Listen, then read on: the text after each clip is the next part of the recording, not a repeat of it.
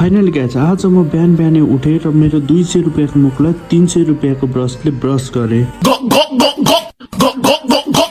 Brush गरिसकेपछि मैले थोरै चिया खाएँ है। त्यसपछि म र मेरो भाइ चाहिँ लाग्यौँ हामी स्कुलतिर। स्कुल हामी किन जान्छौँ भन्दाखेरि बेरोजगार बन्नको लागि हामी स्कुल गइरहेछौँ है।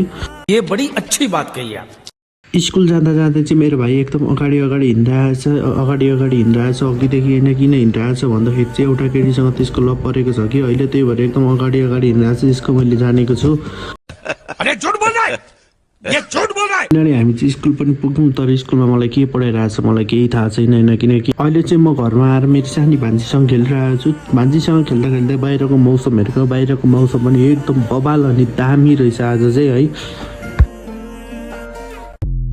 जस्तो आयो त्यस्तै हजुरहरूलाई प्रस्तुत गरिहाले। अब केटाकेटीहरूले आफ्नो रहर पूरा गर्नको लागि खोलेको च्यानल हो, सब्स्क्राइब चाहिँ गरिदिनु होला, धर्म हुन्छ।